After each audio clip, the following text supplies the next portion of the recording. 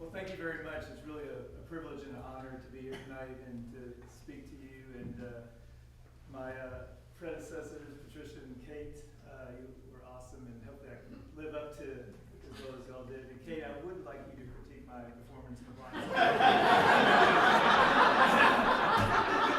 My problem is I didn't have a good enough agent. It's truly a privilege, and I'm going to start with a video in just a second, but just to kind of see how I've gone full circle. Earlier I had a meeting with our rising sophomore parents to persuade them that they can entrust their son with me. I've been the head football coach here for 24 years, and now I'm at a meeting with a group to talk about our state championship. So I don't think the state championship really mattered to our ninth grade rising sophomore parents. They want to know what kind of person I am and how I'd be able to take care of their kids. And a lot of that has to do with, we are actually taking a trip to Ireland next year with our football team, and it's going to be really exciting. So there's a little bit of trepidation with the parents about that, so hopefully we're able to take care of that. I would like to start tonight just with a brief video. Hopefully, as I say, a picture is worth 1,000 words, and just kind of get you in the swing of things of how our season went. And also, it's a credit to our WCAT group here at Westminster, and just the marvelous work they do. And Daniel Searles in the back, and I know Bill McGann is in the back, who's done a lot of work with that group. And the school is so fortunate to have WCAT. So I think Daniel is going to cue us up here, and this is kind of takes us through our playoff run, and then I'll switch gears and go back and kind of take you through the season. So hopefully this will get you excited about our journey this year. We fought for. It's the rematch we dreamt of. A boom like thunder. A strike of lightning. It'll be a 45-yarder. It's a fake. Pitches to Huber. Huber is free to the 20. He's got to beat Wallace. He's going down to the pylon. Who's in? Touchdown, Westminster. Blake Huber. Here's Woolley stumbling on his horse, moving. Carter gets past him, still on his feet. Rankin Williams continuing to go. He won't be stopped. He can't be stopped. Sometimes the path isn't clearly marked. Sometimes the road is long, treacherous, and winding. But that does nothing but make the arrival all the more satisfying. And know this, Georgia, the Cats have arrived. It began 220 miles south, where the Wildcats swatted away the Yellow Jackets of Southeast Bullock. The triple option, stymied. The defense, bruised, battered, and bulldozed. The green and white could not be contained. The first round was conquered. 80 miles west. At first, the Cats' all-time leading rusher left the Cavaliers far, far behind. But as the game tightened, a senior captain let loose. It was on to the quarterfinals. 50 miles north to the Georgia mountains, Westminster took flight and soared to an early lead over the Adairsville Tigers. And again, the Wildcats turned timely turnovers into back-breaking scores. And a 56-yard prayer into historic disbelief. The Cats summited into the semifinals, 30 miles east. Star laid in Cedar Grove, but it was the Cats pulling a fast one with a fearless fake punt. The tone was set. The underdogs overachieved again and again. That's what has defined 2015. Zigging and zagging back and forth across the state. Week in, week out, picked to lose, told to give up. Now the state finals for the first time in 37 years. In our own backyard for the first time in 2 months. Calling Wildcats of all ages. It's time. Shotgun protection to either side. Woolley back in the game. And he's got a big hole. He's going to score 33 yards. And the margin is 9. Pistol formation. Protection to the right. Roll out. Margin 7. Peter Kastner with the tackle, touchdown in the end zone. Joe Eden. The margin's back to 8. What a throw. What a throw. Squid kick. Off of players. Who's going to win the race? Get the ball.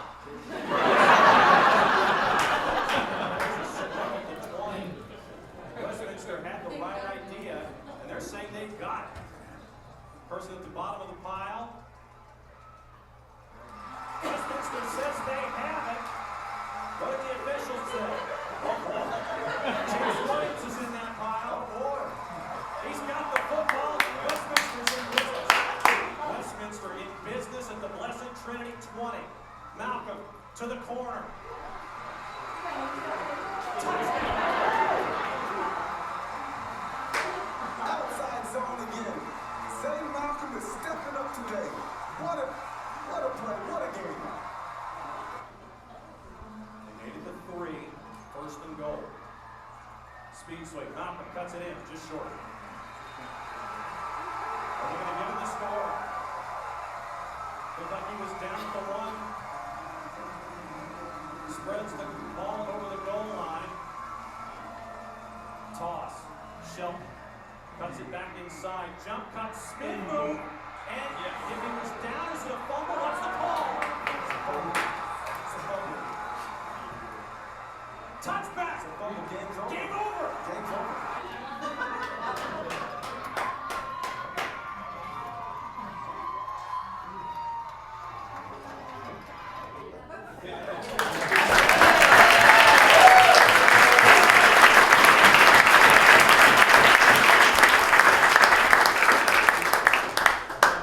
It's still surreal to watch that and Play it again.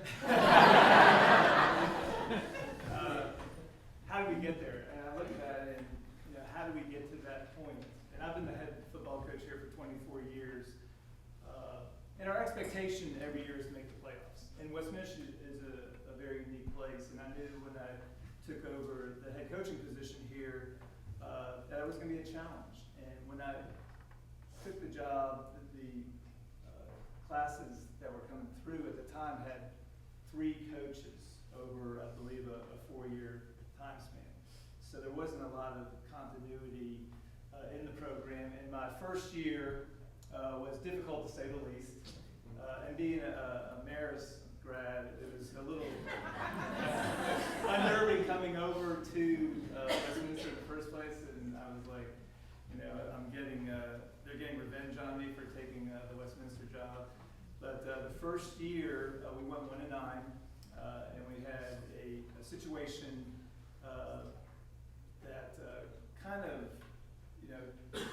made things go from bad to worse. We had a situation at homecoming where several of our players were caught drinking, and at the time we hadn't won a game, and so we had to reprimand the players, and the players were removed from the team. It was very difficult. It was very tough situation for me. And I remember we had a huge meeting with all of the parents of the players that were getting removed from the team. And I'm sitting in Keller Theater. I'll never forget this. And I'm like, oh my God! I mean, I'm out of here. I just had to pack my office up and leave. And I'll never forget. Dr. Clarkson walked to the top of the stage and said, "This meeting's over," and walked out. And I was like, "Oh my God! I guess I'm gonna have a job for a while." So it was very much appreciated, but that kind of laid the foundation for our program. And I felt bad for the seniors that year because of their situation of not having continuity and consistency with a coach, and it was difficult for them. The juniors and sophomores that were removed from the team came back the next year and were very successful. Some became captain of the team, and it was definitely gratifying. From that point on, I felt like I wanted to build consistency. I wanted continuity. That had to start with me. And I've been here 24 years and going on my 25th year. So hopefully I've been able to do that. And I think that's one of the most important things about our program. But getting back to this season, again, we never talk about state championships. football is very difficult in Georgia. Our AAA classification right now is very challenging to say the least. And we always, again, talk about making the playoffs, and hopefully when you get to that point, you never know what's going to happen. But just going back to the start of the season, our first game was with Lovett. And when Lovett's not in our region or classification, we typically play them the first game, which is nice because it kind of gets the kids kind of focused and excited about that opening game, which is good. But the negative part of that is a lot of the fans and the people in Buckhead, once that game's over, they think the season's over.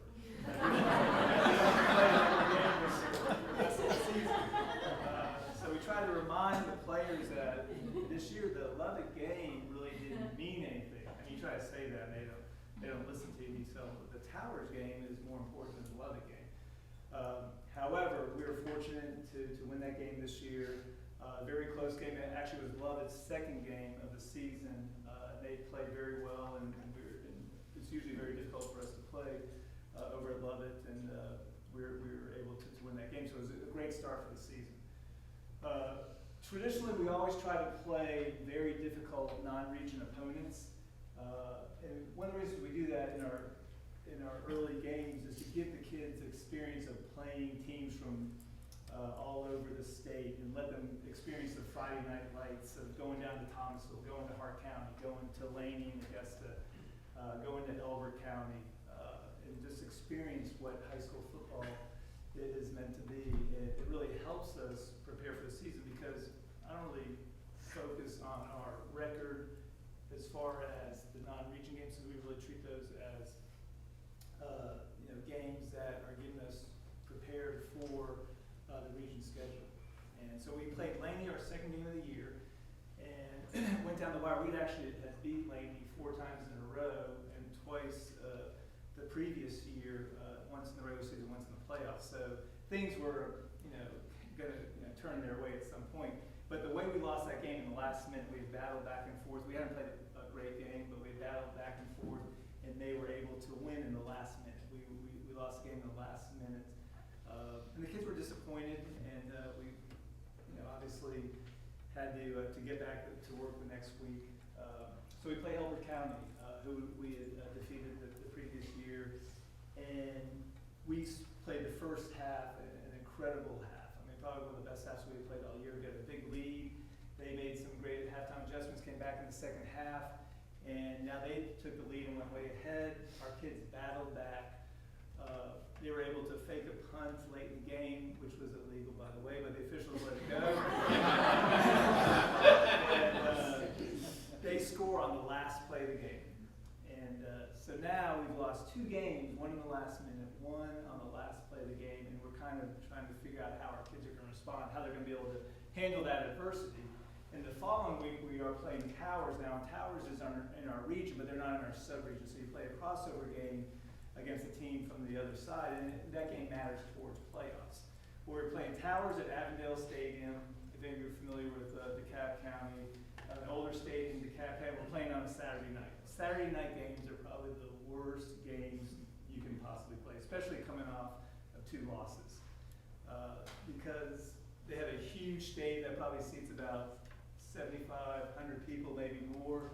And when we're warming up, there's probably 3 people in the stadium, and you can hear crickets. And I'm like, I can tell right now things are not going well. I mean, our pregame warm-ups are like really, really bad, and I'm sitting there saying, this is recipe for disaster. We are in big trouble, and I'm trying to, get our guys motivated, and they're looking at me like I'm crazy. Coach, there's nobody here. It's Saturday night, it's 7:30, and we're here because we have to be. That's about the only reason they were there.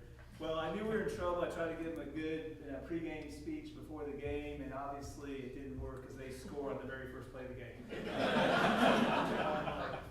We are really in trouble. We're in big trouble. We lost 2 games in a row, and now we're going to lose at Towers. The kids found a way to battle back. We kind of woke up and played a pretty good game, not a great game, but did enough to find a way to win and get back to a 2-2. And it felt like we had a little bit of momentum. And now we had to start our region schedule. And our first region game was against Therrell. And Therrell traditionally is not one of the better teams in the city. And one of the difficulties we have is a lot of times our kids, because of their parents, I'll blame the parents on this, just assume that we're going to beat certain teams that we play.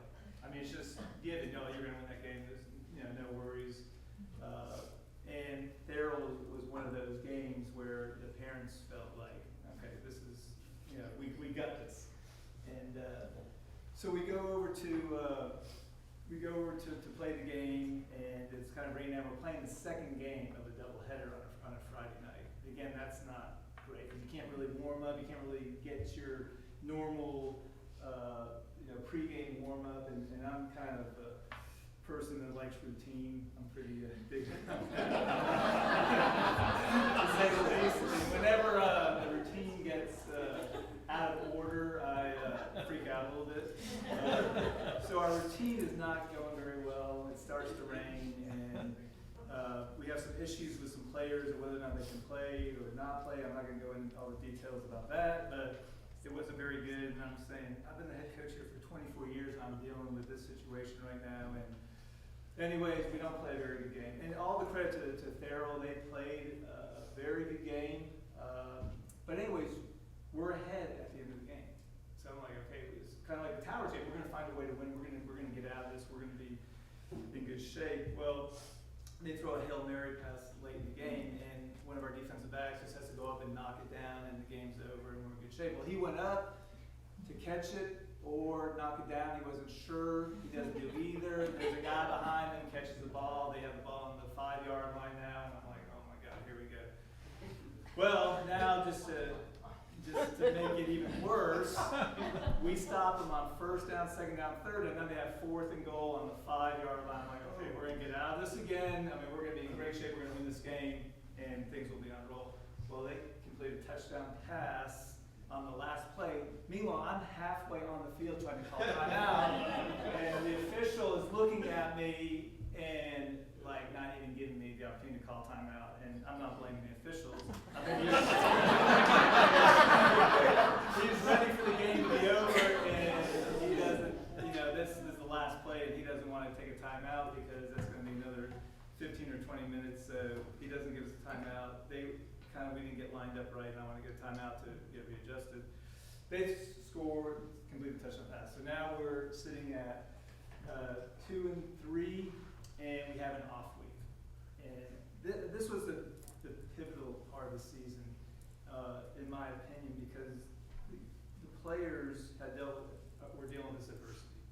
And they had to come together as a team and make a determination, are we going to pick ourselves back up and find a way to, get back on track, or we'll just play off a string and we'll play 10 games and that'll be that. So it was a real challenge to the players, and our coaching staff did a great job because we were consistent all the way through. We didn't, get on when we lost. We weren't too high when we won. We were staying the course, and we were kind of letting them try to figure this out. So on our off weeks, we typically only have 3 practices. So we take Monday off, we have 3 practices, and we take Friday off. And didn't really discuss a lot. Just said, hey, our backs are against the wall. We've got to figure out a way to make this work. Again, going back to the playoffs, because I always talk to them about we want to make the playoffs. Our goal is to make the playoffs every year. And we had made the playoffs 8 years in a row, and we want to keep that streak going. So now I put a little pressure on the seniors. I say, the last group kept the streak going, all right? 8 years in a row, what are you guys going to do? All right? Are you going to keep it going? Do you want to be that team? All right? It's a little passive-aggressive. That's what, I'm not like putting pressure on you, but do you want to be that team? Do you want to be the seniors of that team that doesn't make the playoffs? That's just something that you have to be able to, if you can live with it, that's fine. You can be the first team in 9 years that hasn't made the playoffs. That's all right. So, anyways, we come out against Decatur. It's homecoming, and it's interesting because everybody always thinks, well, you play. You try to get the weakest team that you can to play for homecoming. Well, I want to let you all know that I have nothing to do with who we play on homecoming. they look at the schedule and the powers that be kind of determine this is the best week to have homecoming. Well, typically, what I do now is try to get the best team on our schedule to play during homecoming because our players typically play the best game. I can't remember the last time we lost a homecoming game. And we played a lot of good teams. One of the reasons that is, they don't have school that day. That is the reason. I'm telling you, that's why we're doing it. Because again, going back to the academics, our kids are student athletes. I mean, they work in the classroom. They have to learn how to manage their time and be able to not only put in the work in the classroom, but also we demand a lot of them on the football field. So they, again, are stressed. And we talk about, I mean, Coach, I can always tell when it's a tough academic week because I can tell how they are during practice. And Coach, I was up to 2 in the morning, studying. I was up to 3 in the morning studying. And I'm like, and a lot of times they're saying that on Thursday night before a game. So when we have homecoming, they don't have school that day. It's amazing. We have meetings on Thursday, and they're like, Coach, we don't have to study tonight. Because we always talk about football homework. We give them football homework on Thursday night. So we have after our team meeting, we have one of the players come up, and he goes over all the college games that are on Thursday night. And then he talks about, and this is a very important job on our team. And then he talks about the professional games that are on that night. Sometimes there's even high school games on. And we talk about, all right, this is your football homework. Now, obviously, I say you got to do your regular homework first. Wink, wink, this is your football homework. Right? To watch the game. Well, they know when we don't have school that, man, they can really do their football homework and they can get excited and watch a game and they can sleep late and do all those things, which is very important. So anyways, we played Decatur. We played our best game of the year so far. And, again, we're back on track. We're at 3-3, and because we had lost a region game, so we were kind of behind the 8 ball. Now we won a region game, and we got to continue that streak. And then we played Blessed Trinity. And we had beaten Blessed Trinity, I think, I want to say 5 or 6, maybe more, 7 times in a row until Coach McFarland got to Blessed Trinity. And he's a great coach. He was a longtime head coach at Roswell in a state championship there. And then we retired from Roswell, went over to Blessed Trinity, which is, if you know that area, Blessed Trinity High School is right across the street from Roswell. So Coach McFarland's like the mayor of Roswell. He knows everybody, has all the connections.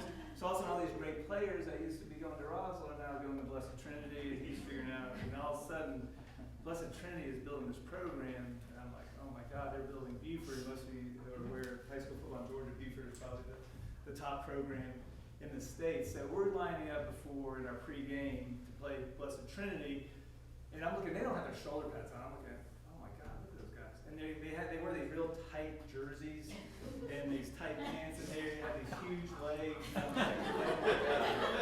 We're playing Buford all over again. I'm like, how are we going to compete with these guys? Well, we've already lost to them 3 years in a row. And Coach McFarland's a great guy when he's beating you all the time, and he tells you how great you are, and man, you're doing a great job. You're the hardest team we have to prepare for. It keeps our coaches up all night. I'm just like, he's saying that to everybody in the beats. But, so anyways, we play a really good game against Blessed Trinity. I mean, they are the benchmark. They are the team, in our region that we have to defeat, to get to that next level. And so it's 10-10 late in the game. We're into the 4th quarter. We have a lot of our players are going both ways. That means they're playing on both sides of the ball. And they have very few. We're kind of getting tired, and they hit us on they score on a halfback pass, and then get a touchdown. Then they get a touchdown late and beat us 24-10. And so now we've lost to Blessed Trinity, and we're sitting at 3-4. Well, I had this great idea 2 years ago that I was going to bring, after the game, usually I used to meet with all the players, and we had the cheerleaders sometimes, depending on how the game went, and we'd meet in the gym. Well, I had this great idea. Well, I'm going to include the parents and get them involved in our meetings after the game, win or lose, because I want to have that connection with the parents, and I just think this will be really good for our program and building those relationships. Well, after this game, I was a little flustered, and all the teams there and all the parents are there, and I kind of started talking about, you guys played really hard. I really appreciate the effort. And by the way, in the summer, when they're in the weight room, you guys are traveling all over the place. You're playing cross, and you are playing baseball and basketball, and you're going out to the lake every weekend, and you're going on this trip, and you're going to Europe. Those players aren't doing that. They are in the weight room all summer. program, in their program. I think some of the parents were a little taken back at how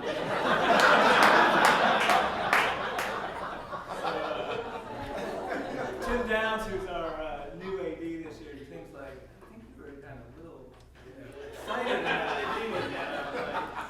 Well, I didn't use profanity or anything. I was just telling them that for us to get to the next level, we've got to beat Blessed Trinity. At some point, we've got to beat them. All right, and that's all that matters. So now we are sitting at 1-2 in the region, and we have 3 games in front of us. Well, 2 more region games, and we have to win both those games in order to make it to the region playing game to determine the playoffs. And both those games are going to be on the road against 2 teams that are also in the hunt for making the playoffs as well. So we go to Douglas, and again, the kids, and what was great about this senior class is I call this the goofiest team I've ever coached. And I learned as much from them as hopefully they learned from me this year. They were goofy. I mean, like, goofy. I mean, and they would always say, oh, Coach, we got this. And I said, what do you got? We're like, we got to win the next 2 games just to have a chance to make the playoffs. Oh, we got this. So they were very relaxed. They handled the pressure very well. They were very inclusive with the younger guys in our program, which is very important. We always make our younger players feel a part of the team, and that's something that I think helps us going on. So we have our scout team, which is the guys that line up against and play the other team's offense and defense. Well, our scout team was so good this year, and that's when they get an identity and they started realizing that their role is so important on the team. We got better because our scout team started getting our offense and defensive teams upset in practice because they would mock and they would challenge them. You guys stink. You guys are terrible. They made scouting reports, so we got So I come up with this. I'm looking at this one day. I said, "What is this?" Oh, that's our scouting report for the team this week. And I said, "What do you mean scouting report?" Well, we have a scouting report because we have to get our the starters ready. So we do a scouting report that we hand out to all the players. So I looked at one of them, and most of everything is above board as far as, it's all funny. Some of the stuff I had to say, hey, that's really not appropriate. But they assumed a role and responsibility and made it important. We got better when they started doing that. And it was really exciting to see. So we now go into the Douglas game. We play a really good game. We win that game. And next week we have to play Washington. And we're playing on a Thursday. We never played on a Thursday before.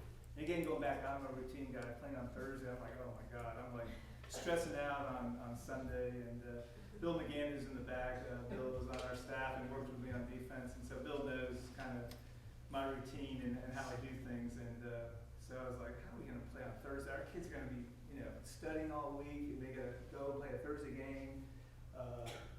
This is not going to work. But again, to their credit, they found a way to get it done. Our seniors showed tremendous leadership, and we won the game, and now we've made it into that playing game. And a playing game is, because we lost to Blessed Trinity, we were the number 2 team on our side playing the number 3 team. So the 2 number 1s play each other, and for first and second, that means you get to host the playoff game. We played for 3 and 4. If you lose that game, you're out. So now we're playing that game on the road against North Clayton, who's a very good, very athletic team. And we go there, and we're at 14-12 at halftime. 14-12. And one of the reasons we're at 14-12 is they missed 2 extra points. And I want to talk just briefly. I know I'm being long-winded. I'll get through this, but I want to talk about how important special teams are and some things that helped us be successful towards the end of the season. But those 2 points were huge as we moved in to the third quarter. But they're driving in the third quarter. They get the ball, they're driving in the third quarter, and they get about to the 25-yard line and throw it in the intercept. Immediately makes a great interception, and then we don't look back from there. We take the game, but that interception is huge because if we lose that game, we don't make the playoffs. And after the game, I was so excited because, again, they accomplished our goal. Our goal was to make the playoffs, and they did that. And I was so excited. You may have seen it went viral, my great dancing in the locker room. That Coach Anderson was videoing the whole time, which I didn't realize that. And I'm not savvy on all the Facebook and all that stuff, and it's like everywhere. Oh, I got a friend that lives in Auburn, Alabama. Coach, Gerry, I saw you dancing in the game last night after the game. I'm like, yeah, how the heck did you see that? Anyways, but I was so relieved that, because I wanted them so desperately to win that game and make the playoffs, because then anything can happen.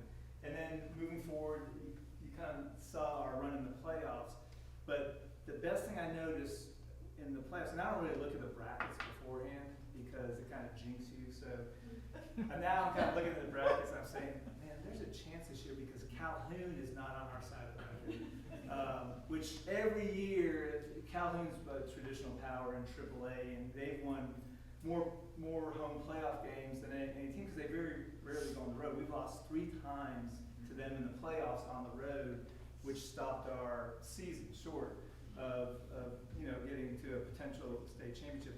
Probably the most difficult place to play in the state, great place to play in as far as an environment for a high school football game. Amazing, you can't hear yourself think, just incredible. So I'm like, number one, we're not in Calhoun's bracket. So I'm kind of looking at it and I said, well, we had a chance, I think, to go a few rounds.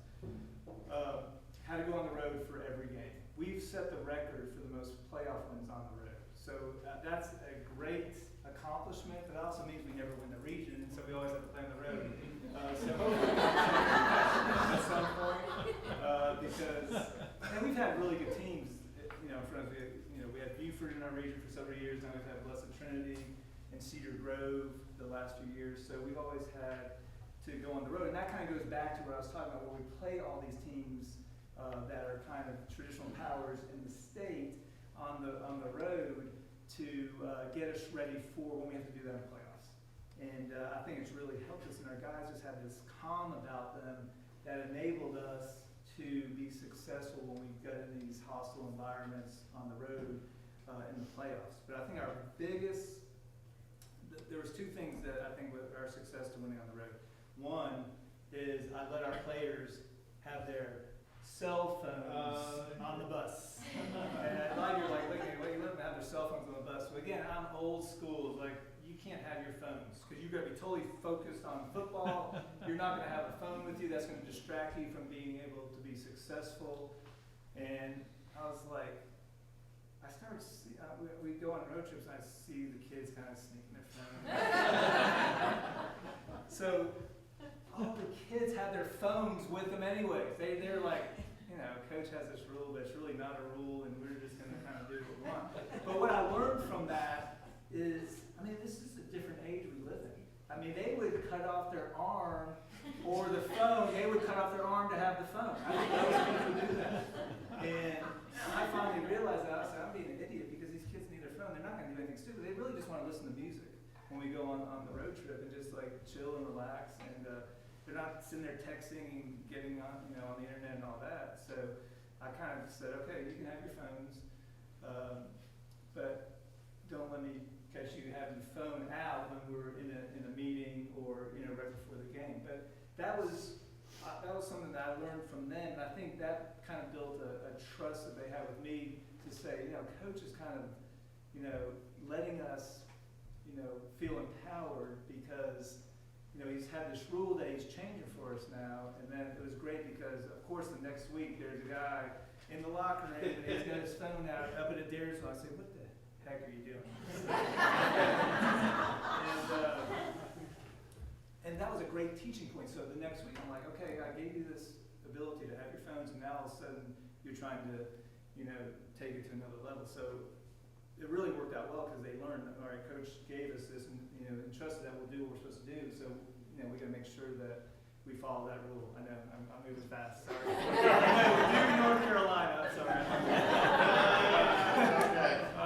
But anyways, the other thing, all right, that was the main thing I really think that helped us win, because those guys knew when they came back from that road trip that Jane Armstrong had put donuts out there from Krispy Kreme for our players, and it was the most important thing that you think that ever happened.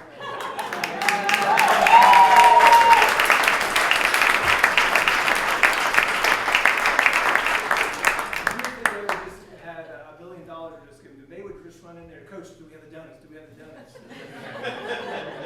It was so amazing. But just getting real quick to the state championship game, I mean, the main takeaway from that is our kids never gave up. They never quit. There were plenty of opportunities during that game for them to just pack it in. And kind of how the season went, they always bounced back. They always found a way to continue to believe. And like the kids would always say, Coach, we got this. We got this. And I was like, they weren't even saying that. We're down 31-17 with under 5 minutes left. And Tyler Gillikin, one of our team captains, and a great player and great kid, Coach, we got this. We got this. And I was like, okay, if you say so.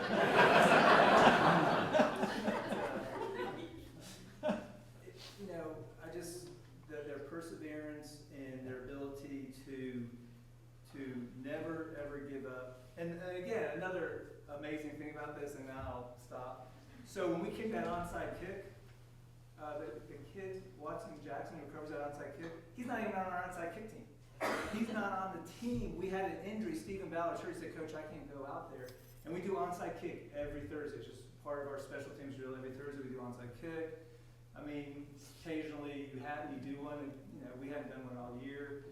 And so we're like looking, and there's Watson standing right there. Well, interestingly enough, I kind of named Watson as our special teams captain. He's kind of this little bulldog, just this kid that's tenacious, and he probably should have been on our onside kick team now that I think of it.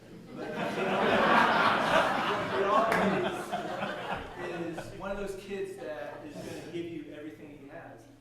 Well, he's the guy that recovers the fumble on the onside kick, and he wasn't even on the team. We just grabbed him and said, you got to go in there and just run down the field. All right?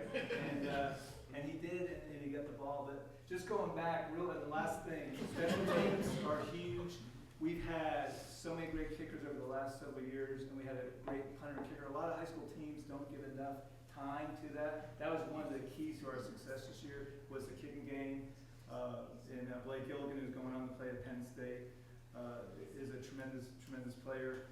And then finally, turnover margin. Some of you may or may not know what that is. We have Joe Sterniolo, who does he's incredible with stats. And I'm not a big stat guy. The biggest stat to me is did you win or lose? But I do have one stat that's important to me. It's a huge correlation. It's called turnover margin. That means that when you turn the ball over, have you turned the ball over more than you've got back from the other team? So at one point when we were not very successful, we were at like +2 or 3, like that. And I kept on saying to the guys, we got to get to +10. We got to get to +10. Well, at the end of the season, in the North Clayton game, we get to +10. And I said, for us to go deep in the playoffs, we got to get to +15. And they took that and they said, this is important, this is significant, and a huge correlation for us to have a chance to be successful. And at the Blessed Trinity game, when we recovered that onside kick, we were at +15 in turnover margin, which I think was obviously, very important for us to have that success. But we have a tremendous coaching staff that does a great job with our players, and we've had a lot of consistency and continuity that has helped us to get where we are. And I'm sorry I've taken too long, but I appreciate having the opportunity to speak to each of you tonight, and thank you very much.